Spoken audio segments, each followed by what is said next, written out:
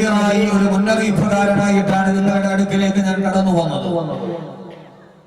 ഏകനായ അല്ലാഹുവിനെ തിരസ്കരിച്ച് പ്രകൃതിയുടെ കോപങ്ങൾ പോലും ഏറ്റുവാങ്ങുന്ന ഈ തെറ്റുകളുടെയും ദുഷ്കർമ്മങ്ങളുടെയും പാതകളുടെ നിങ്ങൾ നടന്നുപോയാൽ, അനിതര സാധാരണമായ വൈഭവത്തോടെ തെറ്റുകളിൽ നിങ്ങൾ ലാഘവത്തോടെ കണ്ടുപോയാൽ, സമീപ ഭാവിയിൽ ഈ പ്രകൃതി പോലും ഈ നാട് പോലും നിങ്ങൾക്കെതിരെ തിരിഞ്ഞു നിൽക്കുമെന്ന് നിങ്ങൾ അല്ലാഹുവിന്റെ ഏറ്റവും വലിയ ശിക്ഷകൾക്ക് പാത്രീഭൂതരാകുമെന്ന് അവരോട് പറഞ്ഞു കൊടുക്കുവാനാണ് അല്ലാഹുവിന്റെ വിശുദ്ധരായ പ്രവാചകന്മാർ അവരുടെ പ്രഭാഷണത്തിന്റെ അവരുടെ പ്രബോധനത്തിന്റെ സമയം ചെലവഴിച്ചത്.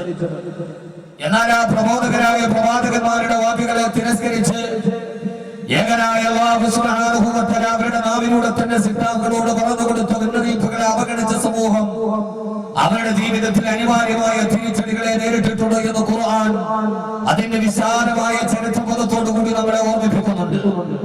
അതുകൊണ്ടായിരുന്നുവല്ലോ അല്ലാഹുവിന്റെ വിശുദ്ധമായ ഖുർആനിൽ ഭീമാകാരന്മാരായിരുന്ന ആദ് ഗോത്രത്തിന്റെയും സമൂദ് ഗോത്രത്തിന്റെയും അനിവാര്യമായ ദുരന്തങ്ങളുടെ കഥ അല്ലാഹു സുബ്ഹാനഹു വ തആല ലോകാവസാനം വരെ വരുന്ന ജനതയെ കൊണ്ട് പാരായണം ചെയ്യിപ്പിച്ചത് ആദ് ഗോത്രത്തിന്റെയും സമൂദ് ഗോത്രത്തിന്റെയും തകർച്ചകളുടെ പാഠം പഠിപ്പിച്ചിട്ടുണ്ട്. അതിന്റെ താഴ്ഭാഗത്ത് അല്ലാഹു സുബ്ഹാനഹു വ തആല ഇന്നമാ ലക്കും നദീറുൻ മുബീൻ ഇന്ന ഫീ ദാലിക ലദിക്റാ ലിമൻ കാന ലഹു ഖൽബുൻ വൽ കസ്മ വഹുവ ഷഹീദ്.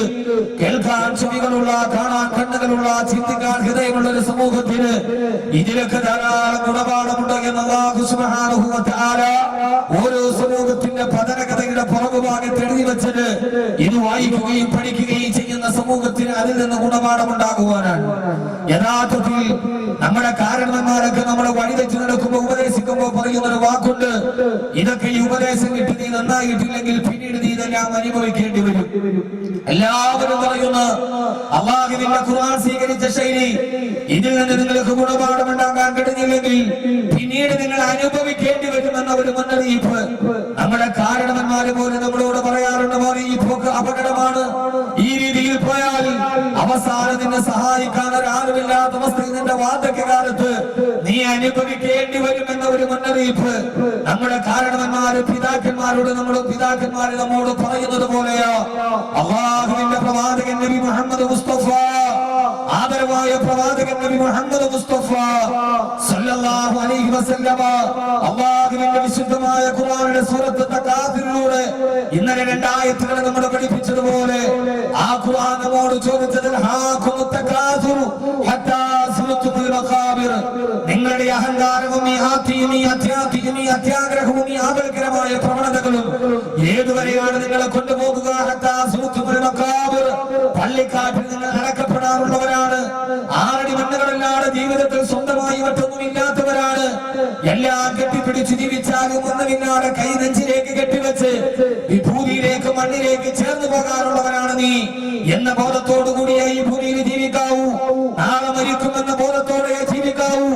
ആ ഒരു ബോധത്തോടെ ജീവിക്കാതെ അത്യാർത്ഥികളുടെ നരകട്ടങ്ങളായി നിങ്ങളുടെ ജീവിതം മാറിപ്പോയാൽ ഈ ഖുർആൻ പറഞ്ഞ പരമപ്രധാനമായ ഉപദേശത്തിൽ നിന്ന് നാളെ മരിച്ചിട്ട് മണ്ണിൻകടിയിൽ കിടക്കേണ്ടവരാണ് എന്ന ബോധം നിന്റെ ഹൃദയത്തിൽ നിന്ന് മാറി എല്ലാം ആസ്വദിച്ചും സുഖിച്ചും ജീവിക്കാനാണ് നിന്റെ ഭാവമെങ്കിൽ ഒരു കാരണവരെ പോലെ അല്ലാഹു പിന്നീട് മുന്നറിയിപ്പ് നൽകുകയാ.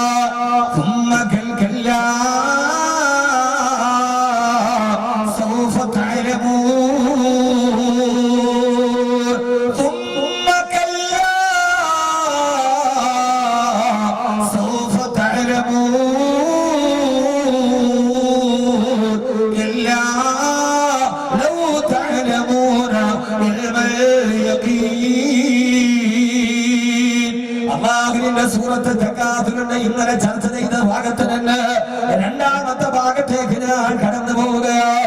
2ാമത്തെ ഭാഗം ഏകനായ അല്ലാഹുവിന്റെ മുന്നറിയിപ്പ്. ആദ്യത്തെ ഭാഗം നമ്മളോടുള്ള ഉപദേശമാണ്, മരണത്തെ മുന്നിൽ കണ്ട് ജീവിക്കണേ. ആ ഭാഗം ഇന്നലെ വിശാലമായിട്ട് ഞാൻ പറഞ്ഞു തന്നല്ലോ. 2ാമത്തെ ഭാഗം അല്ലാഹു പറയുകയാ, ആ ഉപദേശത്തെ പുറകാല് കൊണ്ട് തട്ടിമാറ്റി വീണ് തമ്മാടിത്തരത്തിന്റെ അധപതനത്തിലൂടെ ജീവിക്കാനാണ് ഭാവമെങ്കിൽ മോനെ നീ വിചാരിച്ചതുപോലെ അവസാനിക്കുകയില്ല ഈ ലോകം. എന്ന് പറഞ്ഞാൽ ഒരാളുടെ മനസ്സിന്റെ ധാരണകളെ തിരുത്താൻ അറബിയിൽ ഉപയോഗിക്കുന്ന ഭാഗം ഭാഗമാണ്. അങ്ങനെയല്ല, അങ്ങനെയല്ല നീ വിചാരിക്കുന്നതും കണക്ക് കൂട്ടുന്നതും പോലെയല്ല. നീ ചെയ്യുന്ന എല്ലാ ദുർക്കർമ്മത്തിന്റെ അനന്തരഫലം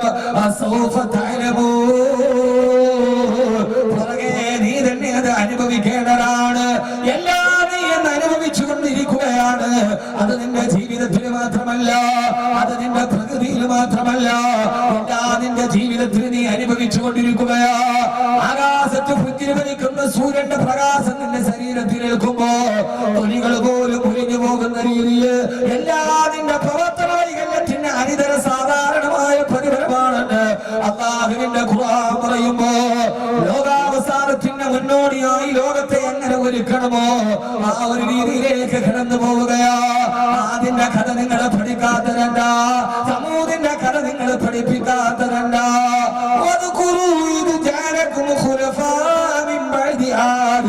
وبوأكم في الأرض أتتخذون من سهولها قصورا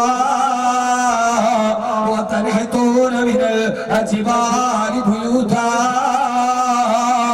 فاذكروا آلاء الله ولا تعثوا في الأرض مفسدين. അല്ലാഹു പറയാണ്, പടച്ചറപ്പ് നിനക്ക് തന്ന അനുഗ്രഹത്തെ ഓർത്തുകൊണ്ട് ജീവിക്കണേ.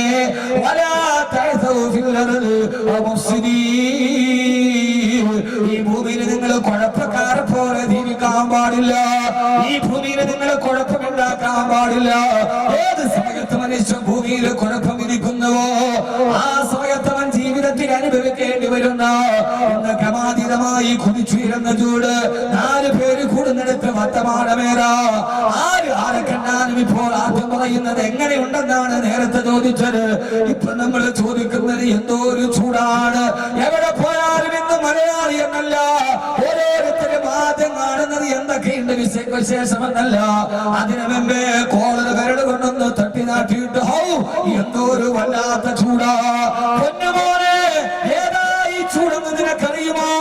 ഇമാമുനാ മുസ്ലിം റളിയല്ലാഹു തആല റിവായത്ത് ചെയ്യുന്ന അഹ്മദ് കബീർ അനുമാനം പറയുന്നതല്ല, ഇസ്ലാമിക ലോകത്തിന്റെ പ്രബലമായ മാനദണ്ഡ ഗ്രന്ഥമായ ഇമാം മുസ്ലിം റളിയല്ലാഹു തആല റിവായത്ത് ചെയ്യുന്ന ഒരു ഹദീസ് നിങ്ങൾക്ക് ഞാൻ പറഞ്ഞു തരട്ടെയോ? ഹബീബായ നബി മുഹമ്മദ് മുസ്തഫ സല്ലല്ലാഹു അലൈഹി വസല്ലം പറയുകയാ, സഹാബ, നിങ്ങൾ ജീവിച്ചിരിക്കുന്ന കാലഘട്ടത്തിൽ ചൂട് ക്രമാതീതമായി വർദ്ധിച്ചാൽ, നിങ്ങളൊരു കാലഘട്ടം എത്തുമ്പോ ആ സമയത്ത് ചൂട് ക്രമാതീതമായി വർദ്ധിച്ചാൽ ആ സമയത്ത് നിങ്ങൾ ലോഹര നമസ്കാരത്തെ പിന്തിച്ചോളണേ. ആ സമയത്ത് നമസ്കാരം കറക്റ്റ് സമയത്ത് തന്നെ. അറിയാമല്ലോ, നമസ്കാരം കൃത്യസമയത്ത് നിർവഹിക്കേണ്ടതാ. ഇന്ന സ്വലാത്ത കാനത്ത് അലൽ മുഅ്മിനീന കിതാബൻ മൗഖൂതാ. നമസ്കാരം കൃത്യസമയത്ത് നിസ്കരിക്കണമെന്ന. എന്നാൽ ചൂട് ക്രമാതീതമായി വർദ്ധിക്കുകയും വെളിയിലോട്ടിറങ്ങിയാൽ നിങ്ങളുടെ ശരീരത്തിന്റെ തൊലി പോലും ചുട്ടുകൊള്ളുന്ന ഒരവസ്ഥ വന്നാൽ നിങ്ങൾ ലോഹര നമസ്കാരത്തെ പിന്തിച്ചോട് സഹാബ. ആ ചൂടുകാലത്താൽ ലോഹര നമസ്കാരത്തെ ആ സമയത്ത് നിങ്ങൾ നിർവഹിക്കണ്ട. ആ സമയത്ത് ലോഹര നമസ്കാരം പിന്തിക്കൽ അനുവദനീയമാണ്. ആ സമയത്ത് നിങ്ങൾ വെളിയിലിറങ്ങരുത്. ചൂടുവല്ലാതെ കൂടി നിൽക്കുന്ന സമയത്ത് നിങ്ങൾ വെളിയിലിറങ്ങരുത്. കാരണം എന്തെന്നറിയോ? ഈ ചൂട് സൂര്യന്റെ ചൂടല്ല, ഇത് ഓസോണിന് സുഷിരം വന്നപ്പോ ഉണ്ടായതല്ല. ശാസ്ത്രമേതൊക്കെ നിഗമനം പറഞ്ഞാലും ഇത് കമ്പനിയുടെ പുകവാതകം വന്നതുകൊണ്ട് അന്തരീക്ഷത്തിൽ പൊല്യൂഷൻ ഉണ്ടായതല്ല. അത് മാത്രമല്ല, കാരണം ഹബീബായ നബി സല്ലല്ലാഹു അലൈഹി വസല്ലം പറയുകയാ, എന്താ ഈ ചൂടെന്നറിയോ? ആ ചൂട് സഹബാ, ഇത് നരകത്തിന്റെ ചൂടിന്റെ ഒരു ഭാഗം ഭൂമിയിലേക്ക് പതിക്കുന്നതാണ്. ചില സമയത്ത് നരകത്തിന്റെ ചൂട് വല്ലാതെ ചൂട് കൂടുമ്പോ അത് ഭൂമിയിലേക്ക് പതിക്കുമെന്ന് ഹബീബായ നബിയുനാ റസൂലുള്ളാഹ്. അതുകൊണ്ട് എന്റെ പ്രിയപ്പെട്ട ചെറുപ്പക്കാരാ, നരകത്തെ കുറിച്ച് പറയുമ്പോ പേടിയില്ലാതെ, സ്വർഗത്തെ കുറിച്ച് പറയുമ്പോ ആശയില്ലാതെ ആധുനിക ലോകത്തിന്റെ അധപതനത്തിലൂടെ നടന്നു പോകുന്ന പുതുതലമുറയോട് ഈ ചൂട് പോരുന്നാണ് നരകത്തിന്റെ ചൂടാണിത് എന്നിട്ട് നബി സല്ലല്ലാഹു അലൈഹി വസല്ലം ഹദീസ് നിർത്തിയില്ല. മുസ്ലിം എടുത്ത് തുറന്നു നോക്കാൻ ഹദീസിൽ കാണാം, സഹാബ ഒരു ദിവസം അല്ലാഹുവിനോട് നരകം ആവലാതി പറഞ്ഞു. ഈ ചൂടില് കേൾക്കേണ്ട വെള്ളാണിത്. പറഞ്ഞത് തന്നെ പറയാനല്ല, സാഹചര്യമനുസരിച്ച് പറയാനാണ് വലുത്. നരകമൊരിക്കൽ അള്ളാഹുവിനോട് പരാതി പറഞ്ഞു. അള്ളാഹുവേ, നരകം അള്ളാഹുവിനോട് പരാതി പറഞ്ഞു. നരകം അള്ളാഹുവിനോട് പരാതി പറയുമല്ലോ. നിങ്ങൾ ആരും അത്ഭുതപ്പെടേണ്ട, നരകം പരാതി പറയോ? അതേ ഖുർആൻ പറയുന്നത് നരകമെന്ന് പറഞ്ഞാൽ ഏതെങ്കിലും ഒരു വലിയ കുഴി കുടിച്ചിട്ട് അള്ളാഹുവിനകത്ത് കുറെ തീക്കട്ട ഇട്ടിട്ട് മനുഷ്യനെ ഇട്ടാൻ പറ്റുന്ന കുണ്ടല്ല. നരകമെന്ന് പറഞ്ഞാൽ മനുഷ്യനെ പോലെ സംസാരിക്കുന്ന ഒരു സൃഷ്ടിയാണെന്ന് അള്ളാഹുവിന്റെ വിശുദ്ധ ഖുർആൻ. നരകമെന്ന് പറഞ്ഞാൽ ഒരു വലിയ കൂടാരം ഉണ്ടാക്കിയിട്ട് അള്ളാഹുവിനകത്ത് കുറെ പാമ്പും തേളും കുറെ തീക്കട്ട ഇട്ടൊരു കുഴിയല്ല നരകം. നരകം എന്ന് പറഞ്ഞാൽ നമ്മളെ പോലെ സംസാരിക്കും. മനസ്സിലായോ? മനസ്സിലായില്ല? നിങ്ങൾ വിചാരിച്ച നരകം എന്നൊരു കുഴി കുടിച്ചിട്ട് അവിടെ ഇട്ടിരിക്കാൻ അല്ല. നരകം എന്ന് പറഞ്ഞാൽ സംസാരിക്കുന്ന ശക്തിയാണെന്ന് വിശുദ്ധ ഖുർആൻ. ഞാൻ പറഞ്ഞതല്ല, ഖുർആൻ. മനസ്സിലാവാനാണ് നമുക്ക് പറയേണ്ടത്. ഒന്ന് തലയാട്ട മനുഷ്യന്മാരെ അതും ആടൂല. അള്ളാഹു നമുക്ക് ബോധം തരട്ടെ. എല്ലാരും ഇപ്പൊ നേരത്തെയൊക്കെ നമ്മൾ പറയും എന്തുണ്ട് വിശേഷം ചോദിക്കണതിനപ്പുറം ചിങ്ങനെ ഇട്ടിട്ട് എന്താ ചൂട്. 68 വർഷത്തിനിടയിൽ ഇത്രയും വലിയ ചൂടുണ്ടായിട്ടില്ല. ആ ചൂട് നരകത്തിന്റെ ചൂടൻ. അതാണ് സൂറത്ത് തകാസുർ അവസാനം പറഞ്ഞ പ്രമേയം. അള്ളാഹു നമുക്ക് ബോധം തരട്ടെ. ഞാൻ ഈ ഒരു ചൂട് വന്നതുകൊണ്ടാണ് ഈ സൂറത്ത് തന്നെ ഇന്ന് പരിചയപ്പെടുത്തുന്നത്. അള്ളാഹു നമുക്ക് ബോധം തരട്ടെ. നരകമെന്ന് പറഞ്ഞാൽ സംസാര ശക്തിയുള്ള പടച്ചറപ്പിന്റെ ഒരു സിദ്ധിപ്പാ.